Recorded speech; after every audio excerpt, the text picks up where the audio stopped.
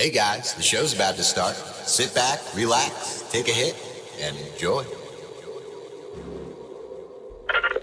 Bitch, shut the fuck up. My bitch so stuck. I ain't yours, but I get the bucks now. All I want right in the chest, big dog. Full of white walls, no flex involved.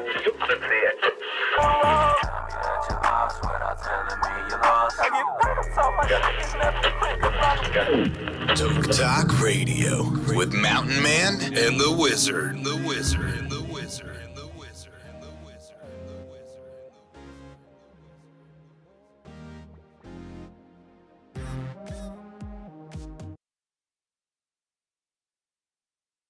Hey guys, it's the Wiz from TokeTok Radio, and tonight's creepypasta titled The Skinwalker by Max Milton. If you guys would like to check out all his other works, go over there to www.creepypasta.com/Max Milton. Give him a like and a share. Hope you guys enjoy. My father told me a story once. I'll never forget it for a few reasons. I think it's the first story he ever told me as a child. It's also the story of how my grandfather died. But honestly, that isn't the reason. You hear stories on TV, or sometimes you overhear something in a public place. People talk about ghosts and aliens, and you think to yourself, that ain't real. They're making it up, or they're mistaken, or they're crazy, or something like that. You just can't believe it. That is until something happens. Something that brings it all together. Connects the dots in a way you didn't think of before. Maybe it happens to you, or maybe you hear the same story again and again from different people. It doesn't take long for the world to become a lot bigger than you thought it was. As I said, this story's my father's. But I never believed it, even though he swore up and down it was true. It wasn't until I started clicking around the internet that I started to believe. But I never believed it. Even though he swore up and down it was true. It wasn't until I started clicking around the internet that I started to believe. I started to hear other stories just like the one my father told me. It didn't take me long to believe after that. That's not what my father called it, of course. He's never used the internet in his whole life. He wouldn't know what the online community had taken to calling it.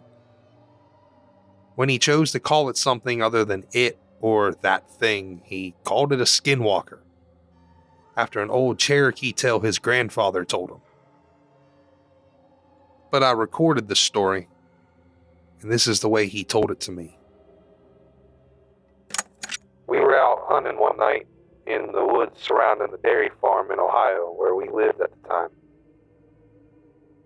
He'd tell me we were tracking coyotes, would kill them for $50 a skin. They'd kill the calves sometimes. Would do it every night because we needed the money. Because while we were out, we'd come on a deer and kill it. Our landlord didn't mind, and it would feed our family for a few nights and save us some money. Anyway, we were done making our rounds and heading home walking because we didn't have a car or four-wheeler back then. We'll cut through the woods. That's when we came upon it. Blood everywhere, splattered on the trees, in the grass, in the creek, everywhere. At first, we figured it was a pack of coyotes. We'd seen how sometimes when they weren't able to scavenge for whatever reason, they started hunting deer or cattle out of desperation. The worst was when they bred with feral dogs, but this wasn't like that. You see, when a pack of dogs, wolves, or coyotes attack something, they do it right. They'll pick off the one that's weak, sick, or old, or just small. They'll hunt it, draw it into a corner, someplace it can't get off of, and they'll run it right into the biggest one, the alpha. And that deer will never see that alpha. It may hear it, but it won't see it. And all of a sudden, it's its throat will be torn out and it'll drop dead. It's quick. It's clean. That's not what happened here. Something had came upon a group of deer. Coyotes won't attack a group. Wolves wouldn't either. They would get too much of a fight. There were 3, I think. 3 bodies just torn apart. You'd see a head or a torso here, a leg there. Predators don't do that. They don't leave scraps behind. Whatever had done this hadn't done it for food. But we didn't know that at the time, of course. We just saw a bunch of carcasses and figured it was something we had to take care of. I remember my dad telling me to go home, that he thought it was a pack of wolves or a feral dogs. But I wasn't leaving him, and I damn sure wasn't hiking through 2 miles of woods alone in the dark with nothing but a .22 and a pocket knife on me. I was only 13 at the time, so a .22 rifle was the only gun that I could reliably use. Dad had the shotgun. I wasn't going anywhere without him. It took me a while to convince him, but finally we began tracking whatever did this. It wasn't hard either. We just followed the blood. Either that thing bled a deer before it got away, or it dragged one for a mile. I don't know. What I did know is that I'd never seen my dad scared before that night. We started hearing the most horrible noise. Now, I've been in a lot of woods in my life, and I've been all over the world, but I ain't never heard noises like that night. I heard things screaming. I heard deer, fox, rabbits, raccoons, and birds, all of them afraid of something and hightailing it. Keep in mind, this is maybe 12, 1 o'clock in the morning. Except for the fox and some birds, nothing was supposed to be awake at that hour. But they weren't just awake, mind you. They were on the run. That night I saw a flock of birds flying straight in the trees trying to escape. Something. Came upon a pack of coyotes and nearly shot a couple thinking they had their eye on us. They ran right by us and didn't even notice us. Then some deer did the same thing. Then some rabbits, squirrels, and foxes. Even a couple wild hogs. These critters were supposed to be hunting each other, and the only thing they cared about was getting as far away from there as possible. We should have put 2 and 2 together, that maybe whatever we were tracking wasn't something we were supposed to see. It wasn't something we could kill. To this day, I don't know why we didn't just go home. I guess we were curious. Think that's my dad's nature, to go towards trouble, to fight. And being aware of the things my father did during the war, I figured it was best to stay by his side. We finally reached an open valley. It was normally a soy field, but it wasn't in season. So it was just flat dirt. That's when we saw the tracks. Animals fleeing the forest had leveled everything in their path. But where that deer blood was, nothing had taken a single step. It was like whatever was responsible had left it for us to find. Tracks were shallow. Whatever it was couldn't have weighed more than 100 pounds. But that didn't mean much. A bobcat weighing 40 pounds soaking wet could tear out your throat if you weren't careful. The fact that this thing was on the lighter side just meant it was probably quick and was going to be tough to hit. So we followed the tracks, and it didn't take us long to find out where they led. There's an old schoolhouse that sits on top of the hill. Half of it has been ripped out by a tornado, but nobody's lived there. Not for a long time. Sometimes we caught the homeless in there, or drug addicts looking for a safe place to shoot up. Figured maybe that was it. Maybe it was some sick kid riding a high. But we didn't think that for long. When we got into 50 yards, we heard a noise. sort of screech made up of two different sounds. One was high-pitched, another was a low growl. It was making both sounds at the same time, if that makes any sense. Well, we approached to within 20 yards, and we heard another sound, different this time. I remember thinking that it sounded like paper being torn apart while somebody was swinging water back and forth in a bucket. Dad looked at me, knelt down, and whispered. He told me I had to stay behind him because we're about to corner our prey. Any animal will fight when it's cornered, especially a predator. But we can tell by the tracks that there was only one. He tells me it's possible a single feral dog, most likely rabbit. The plan, he said, was to sneak up on it while it was eating and shoot it, and then keep shooting it until it didn't move anymore and slit its throat. And if it got to Dad, it was my job to shoot or stab it to get it off of him. So he walked up with me right behind him, just a tad to his side so I could see what it is. I wish to this day I hadn't. It was leaning over a carcass, tearing off its flesh and throwing what it didn't nibble aside. There was blood all over the brick, glistening in the moonlight. It was pale white, looked like a man, but not quite human. It had arms and legs like ours, but it sat like a monkey, hunched over. And its hands weren't normal. It had long fingers with claws at the end. So we saw that, and my dad hesitated. He wasn't about to fire at a person, so he cleared his throat to try and get it to turn around. I swear to God Almighty, all the noise just ceased in an instant. I ain't ever heard true silence before that, and never again afterward. But for 2 seconds, nothing made any noise. I mean nothing.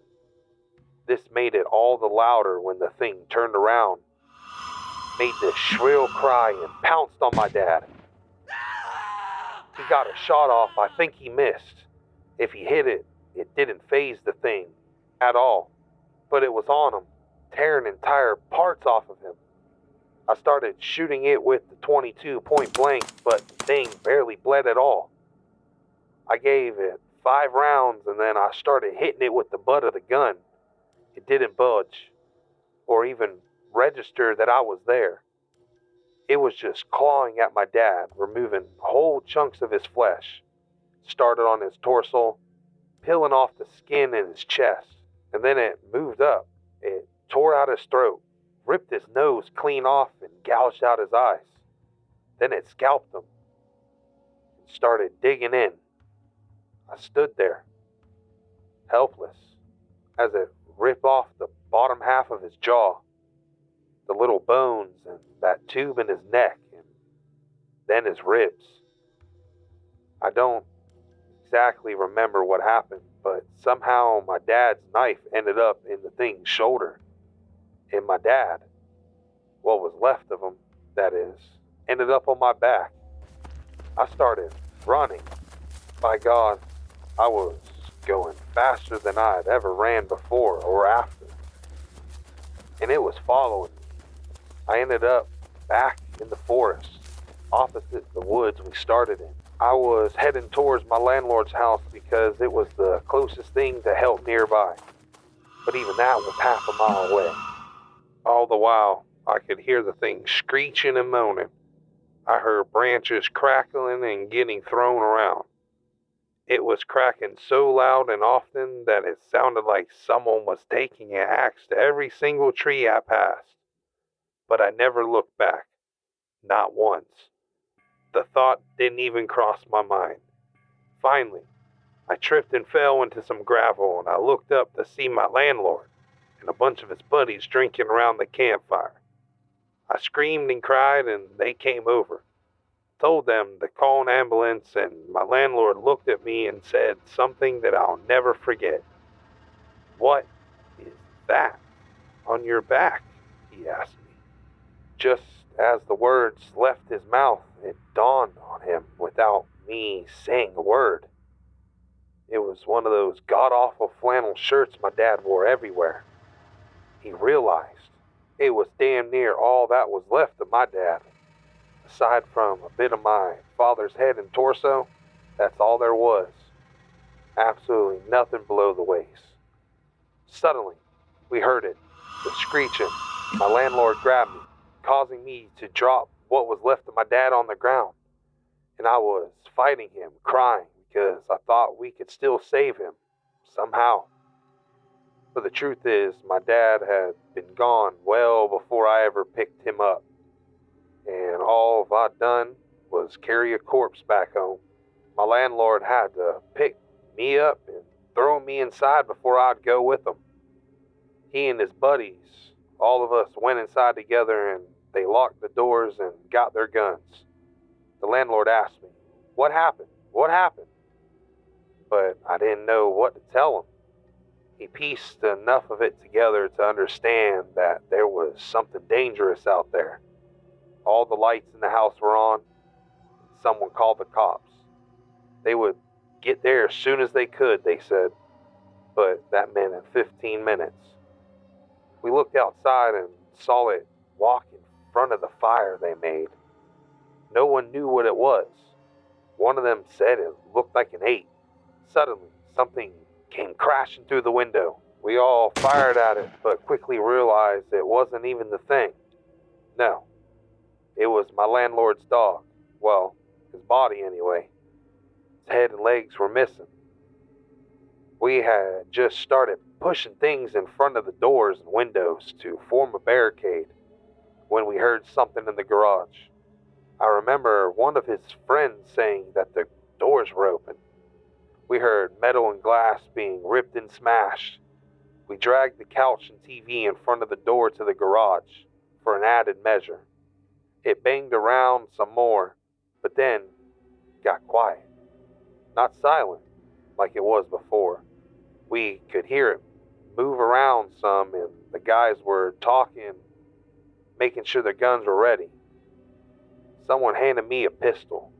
No sooner had I cocked it when we heard something shatter upstairs. Then we heard it screech again, except this time it was louder.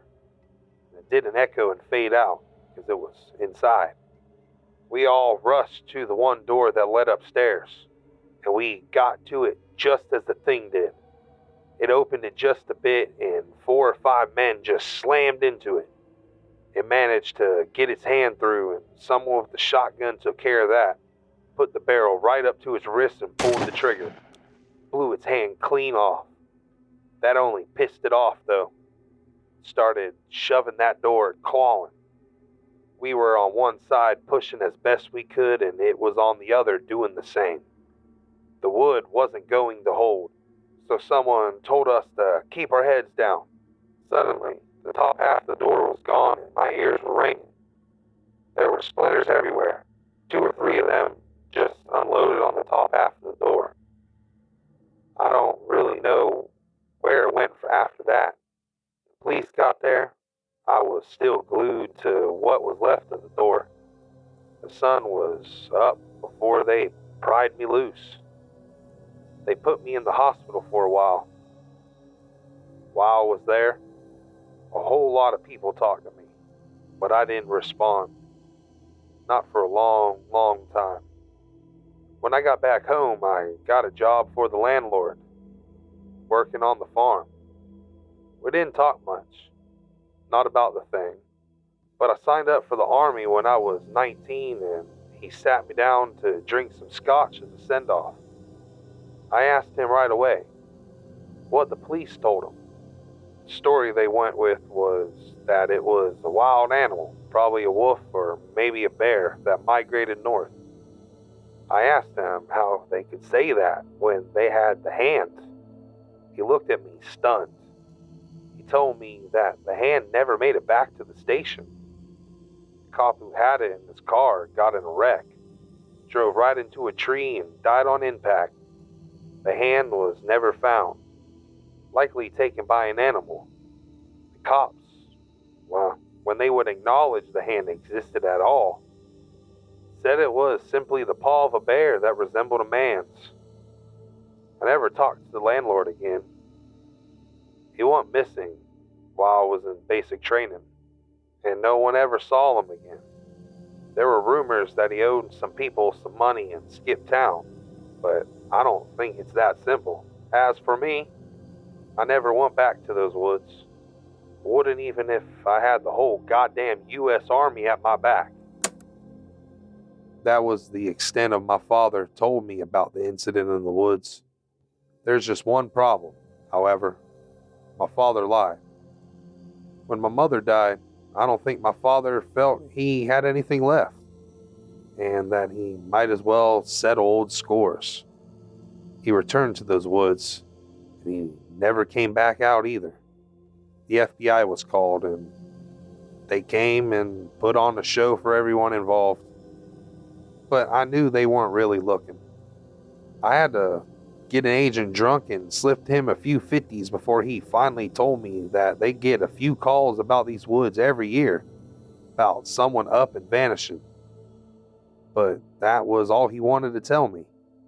Before he got up and left with the rest of his team, he wrote the name they had given the creature on a napkin. Of course, I didn't realize that's what it was at first. It wasn't until I put the words in a search engine online that I understood what they meant. Honestly, I would have rather not known. As it turns out, there are hundreds of stories just like my father's, as well as photos and drawings of the thing. And though details vary, someone who has encountered it agrees on one thing. It's still out there. There isn't a man on earth that can stop it. Hope you guys enjoyed this creepypasta narration by TokeTok Radio titled The Skinwalker. For more stories by Max Milton, please go over to www.creepypasta.com/theskinwalker/Max Milton. For more stories like this one, please go over there to Spotify/TokeTok, Anchor.fm/TokeTok, and check out our Instagram at TokeTok_radio. Please tune in tomorrow at noon for our show Around the Table with the Wizard and Token. Hopefully you guys have a good evening, and always remember, keep your tinfoil hats and your bowls close. You never know what may happen.